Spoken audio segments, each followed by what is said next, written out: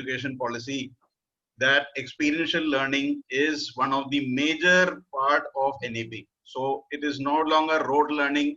It is no longer, the old methodology. So we are moving ahead with the times in terms of technology, in terms of our study techniques. And we are so happy and glad that Ranjana ma'am is taking this session for us. And on behalf of AIEF, a warm welcome, ma'am. And I'm sure this session is going to be a great session. So I will hand over the proceedings to you. And just a reminder to all the participants that we may be getting logged out after 30 minutes or 40 minutes. So please log in back using the same password and ID. Okay, because the session is up to 7. So there is a possibility that at 6:30 or 6:40 the session gets timed out. So please log in using the same ID and password. So I'm sure we'll have a wonderful session. So Ranjana ma'am, it's over to you. Thank you so much. Thank you so much. I hope I'm audible. Yes, ma'am. Hello teachers, I am Ranjana Bhardwaj. Welcome to this online session on experiential learning and its applications. Learning is an ongoing process and we learn as students, teachers, parents and educators, and obviously as humans. So learning this should be experienced and should be challenging enough to have problem solving and decision making.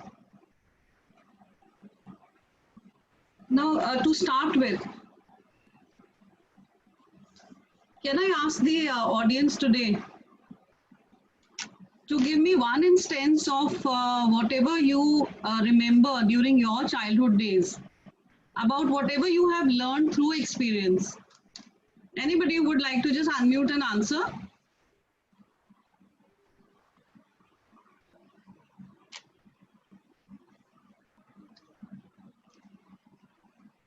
Yes, am I audible?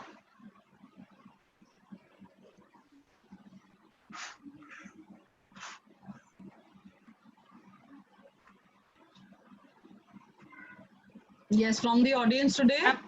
Hello, ma'am. Any kind of activity that was done during school time?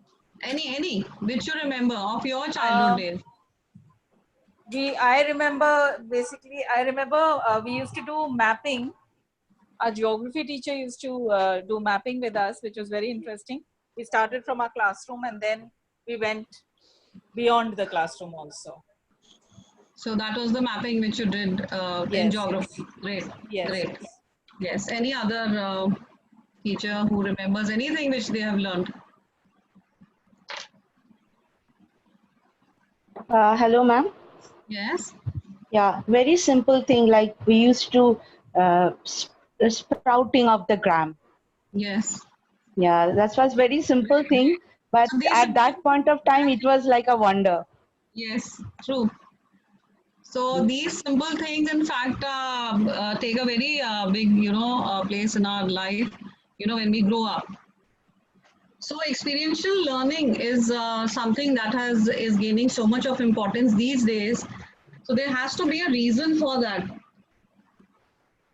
Now with the new education policy 2020 coming in, let's view the need of experiential learning, since with the increased significance and thrust in education for acquiring 21st century skills, I think experiential learning is gaining a lot of importance, right?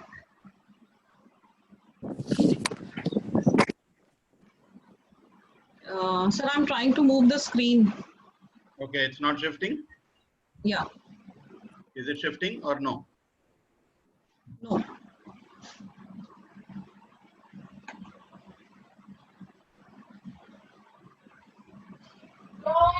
And try to share again. Just remove this and try to share again.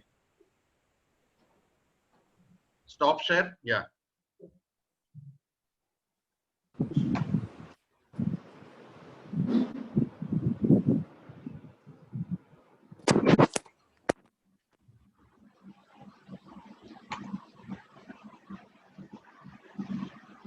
Okay, just 1 minute. Just give it a few seconds and then try to shift.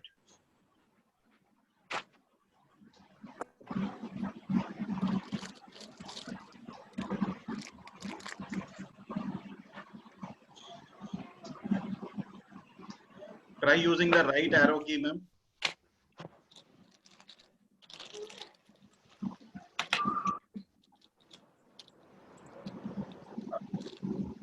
Bring them all down then. But the kids will not be there up. So the permissions, asking for permissions actually. Okay, 1 second. Let me see. That has to be given. Yeah, it's enabled. You are able to share the screen. If one screen is coming, you should be able to shift. Yeah. We can see the screen. First screen is there. But it's not going ahead. So yes. Yeah. It's come. Yeah. So sorry for the delay. Now, transformative and magical power of education. This is, I think, what we are talking of as on today. That education has been the shortest bridge between the haves and the have-nots. I think we all will agree on this. And education is also one of the greatest social equalizers. It is a key to advancement of society and economic opportunity, isn't it? Now, the origin of experiential learning, when did it start? One thing I would request everybody that wherever we need to have a discussion, we'll have it there only. We need not wait for the end of the session. That's a humble request. So what was the origin of experiential learning? The Industrial Revolution learning model, that has served us well for almost a century, has been failing us now. Anybody with what can be the reason for that? Yes, Nisha Khurana, what could be the reason for that? Ma'am, I think so. Now, tertiary sector is increasing. That's why the industrial revolution is going to be failed. Great. So, the insight into the current education system says that most education systems, they were built around the needs of the industrial revolution. So, what does the industrial revolution says? It says muscle power to machine power. So, what has it done then? It is unable to help students as on today. So in the olden times, the machines did not have an IQ. They did not have an inbuilt intelligence. What you can see in Alexa these days, or the smartphones which are operating these days, even the Facebook account, if you see, it is all, it has got inbuilt intelligence. So we needed people to operate those machines, and most of our education system, was built upon memorization and rote learning. This is what we have been bearing all these days now. In fact, all these years now. So need of the 21st century is that children have to compete against smartphone, and is our education system helping us to get a job, to compete with the smart machines? So developing our skills becomes very, very important. Is the education system helping us to be job ready? Since our education system lacks the ability to help students transiting from studying to working, does everybody get a job when they pass out from their graduation, post-graduation, or are they waiting in line to get a job? Because a global survey says, that 40% of jobs will be taken over by artificial intelligence. So the question is that you can answer as yes or no, that does our current industrial revolution-based learning model serve our future? What do you think so? We'll have the answers in the chat box. Kindly be quick enough to answer there. And I'll request, yes, no, good. Neha, Neenu, only 3 have answered, 4, great. Okay, good. So it's a big no. Why? Because we need to shift our focus from education to learning, and education is something that is very passive. Yes, I can see now everybody answering there. Correct. Excuse me, ma'am. If we go back 20 years back, or you can say 30 years back, then people, they were moving to ITs. Yes. IIT, they were doing at that time practical work, I think.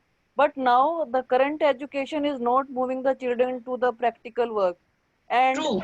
Due to lack of practical work, now what the students are doing, they are now gaining knowledge from teachers as well, now on online classes also. Practical work is so far behind. That's why I think so they are lagging behind, and they are not preparing themselves for the jobs also. This is Nisha, ma'am. Yes, Nisha Khurana is speaking. True. Nisha Khurana, nicely you put in that fact, and it's a fantastic way of putting it across that the practical knowledge is not there. That is the reason why we are lacking, I think. Why this is Yes, what I'm ma'am. coming to, that education has become quite passive. I think you'll agree with this. And more so it is curriculum based and something which is extrinsic. But learning on the whole is, I think, active. It is curiosity based and it is something which is very, very intrinsic. I think you will agree on this also.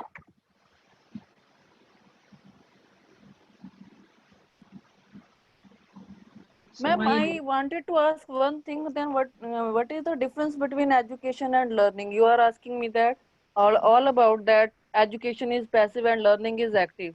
What is the yes, difference between education and learning? yes, education is something which is curriculum bound, right? You are bound to that particular syllabus which the child is learning. He doesn't go and he doesn't see, what is happening out of the world, out in the outside world. He's not connecting himself, which you very rightly said that why there is no practical knowledge there. Why? Because we are Yes, not ma'am. connecting children to something that is happening outside. A very small thing, like maybe the electricity goes off and the child doesn't even know where is the main switch in the house, and we have been learning and teaching physics till 12th. Have we gained Yes. anything from that? Is there any No. practicability in the situation? So this is something which I'm trying to differentiate, that there is a lot of difference between education and learning.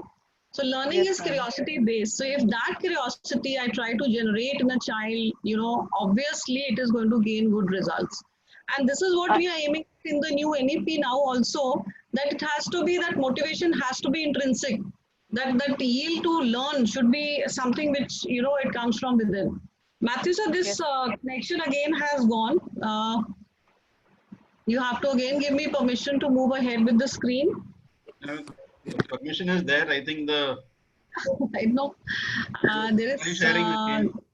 yeah, screen sharing. Zoom has got this, I think, No, it normally doesn't happen. yes. Maybe that video which I switch on, it takes away the Do you permission. keep off the video, ma'am? I think you switch Yeah, off the yeah, yeah. video. Yes. So that is the reason I was not switching it on also. Yeah, that's better. So there is some problem today with the screen sharing. Yes. No, sir, it's not coming. Excuse me, ma'am. On your Yes. bottom left, there are arrow keys. Are you unable to use those arrow You are keys? shifting through arrows, or you are selecting the slide. I'm going through my arrow keys. Arrow keys. Then just try once. One minute. Let me do one second. Oh, there is a problem of enabling only. So if Yes. one slide is coming, it should work for all actually. Yeah. It's coming that it is disabled. This is what is coming on my screen. No, it has come. It is coming on our screen. The slide has come. It is not going ahead. It is saying disabled. Okay. Now it's okay? Yeah, it has come. Okay. Sorry. I think was that delay again. So we need to shift, our focus. I am shifting from the those keys only. So there is a need to shift, our focus from education to learning. This is what we were discussing when this glitch came in. So education is something, the overall paradigm says that education is more into delivery. Yeah, and learning is more to do with discovery. What ma'am rightly pointed out, what is the difference between education and learning? This is what we try to do, in all our workshops, that there has to be a difference, and that difference has to go into our mind, that what is the basic difference between education and learning? Are we actually Yes, ma'am. learning? Are we just running after that, syllabus which is given to us, and the practical nature of that thing is absolutely missing. So it is the hierarchy which we follow in education, but it spreads to the community in case of learning, and more of repetition of activities, but it is more of creation, when we talk about learning. And a very standardized process, you must have seen in schools, is a very standardized process which is followed, which expectations of grade and certification are there. But in learning, it is so personalized, each and every child is learning at his own pace and something to do with skills. Now, the four, development domains that the child develops and the targets, the competencies are social, emotional, physical, and cognitive. And as you can see on the screen, that social is sharing material. Are we teaching the child to do that? Is he doing that? Is he taking turns in a discussion? Respectful in his conduct, or is he initiating friendship when he meets a new child or he meets his teacher, maybe outside in the market? Does he go and wish her also? So emotional development is resilience, coping, self-regulation, self-confidence. Are we, or is the child gaining from the curriculum which he is studying? Running, climbing, drawing, balancing, hit, target, throwing, everything is in the physical development that is somehow happening somewhere in the curriculum. And cognitive, obviously, that sorting, sequencing, and inferring and analysis, hot questions. This is also happening to some extent, in the curriculum-based education. So when children come to school, yes, ma'am. Sorry for interrupting. No, no interruption. You can ask as many questions. No problem. I would like to add something over here. Yes. Actually, our curriculum lags in the emotional development department. So true. The reason being that we have counselors in schools, but there are many challenges today that the adolescents, even the younger ones, face. Yes. So we don't have enough scope for them to express their feelings or what they, the psychological difficulties that they face. For example, if in class we give them some activity to do in groups, then they look for people they are comfortable with. Yes. And if you club them with people who they are not really very comfortable with, they refuse to do the activity. Very true. So this is the kind of challenge that they're going to face ahead in jobs also, that they may be uncomfortable with people, but they still have to work with them. So the emotional quotient which we are discussing right now, which, ma'am, are you Riju, ma'am? No, I am from Ramji School, Pusa Road. My name is Manu. Okay, Manu. This part of this discussion I had held, when I was doing a session on is humor required in the classroom? Okay. And what is the importance of humor? Because each child has got his own frame of mind when he's sitting.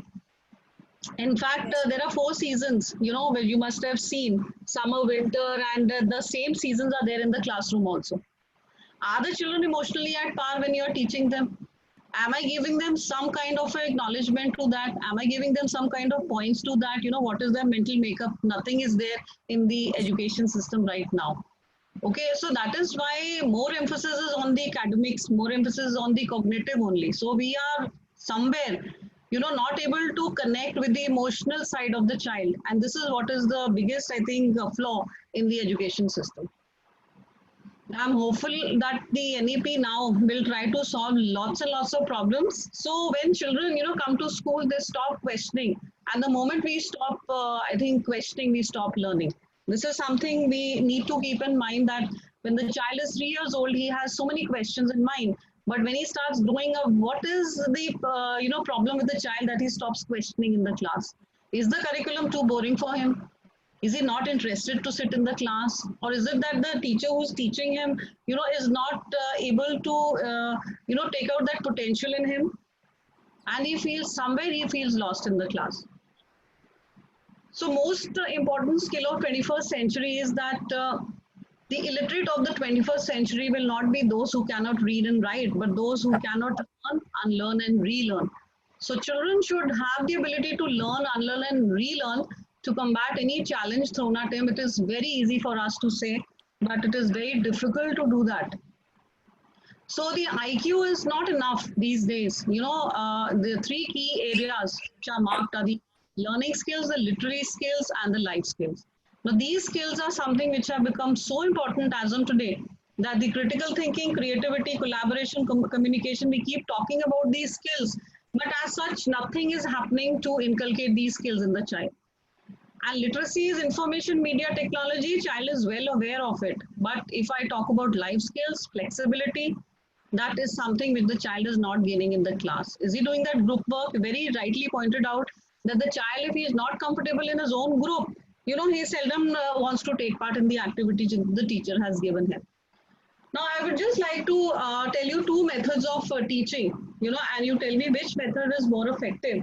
This has come from a teacher who says that germination process is a very important life lesson for the children.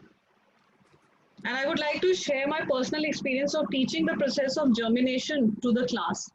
So to make the learning interesting, I prepared a colorful chart, depicting the different parts of the plant and the stages of the seed germination. I also showed a real plant to the class to explain how real the process is. Now, after a week, I assessed the students on this topic, but to my dismay, many students could not answer some of the basic questions from the topic. I was so disappointed, and I realized that certain lessons can only be taught through hands-on experience and observation. So I thought of changing the strategies of teaching the topic of seed germination. What do you think the teacher must have done right now? What could she do that the second method becomes more adaptive? Yes, anybody? Seema, ma'am, would you like to give an insight to this? Maybe ask the child that you germinate on your own and see what happens. Very good. So next week, the same teacher says that I had to change my strategy. So I conducted germination activity in the class, and each student sowed few seeds in a disposable container filled with a little soil. They added a little water too and placed their individual containers in the sunlit area of the class.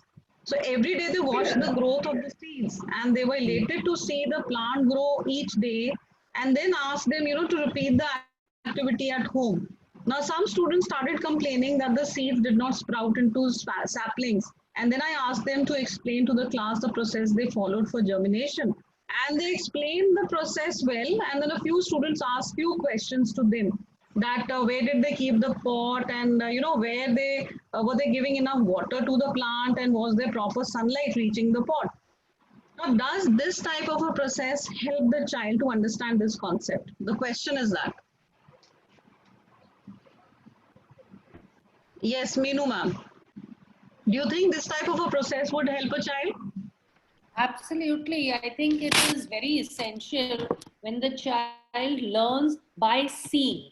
Okay. So many children, they learn, different methods and styles of learning are there, and children learn much better by doing and seeing the whole process. So true. So that was a better way. So in case I want to, yes. Ma'am, even germination in winter and summer. Yes. That also can be differentiated because of the conditions of warmth that takes time, and it's earlier or quickly in summer. So that can also be a learning experience for them. Even the place, where the class is taking place, that also, matters a lot upon the process. This is just a small insight into the teaching process. So if I have to teach body systems, do I take method 1 and give the children a jigsaw puzzle to arrange the puzzle and make it into a heart, and then I start telling the child about the heart? Or do I take the child to the playground? Make him run, make him take a round of the ground for 2-3 times, and then I start with the lesson. What would be the difference between the two processes here? Ma'am, this is Sonali. I believe method 2 will be more effective. They will instantly tell them that what heart is doing to their body, how it functions. Okay. So there was an old, water pump, and the teacher took the children there, and she said, "See, what is this?" So the child said, "It is a pump." She said, "Do you have a pump in your body?" And everybody started laughing. Then she said, "No, you think, and then tell me." And then one little child said, "Yes, I have a heart, which acts like a pump." And what happens then? Observations were written slowly. And these are the, technologies which are going to come into teaching, hopefully with the NEP. So importance of experiential learning, goes back to an American educational theorist whose interest and publications focus on experiential learning, that is David Cole. So he says you can learn through experience, and this experience, it comes through sight. Why? Because humans are sight oriented. Everything from the food we eat to the clothes we wear, shows signs of visual influence. And we also take cues from visual stimuli as we absorb new material, and our brain is an image processor, not a word processor. So teachers can use visuals in the classroom, It can be through infographics, that the large images to reinforce key concepts and colors that stimulate mental activity. Do we keep this in mind, when we are teaching the child? So another can be hearing, that sound is all around us and it can act as a distraction as often as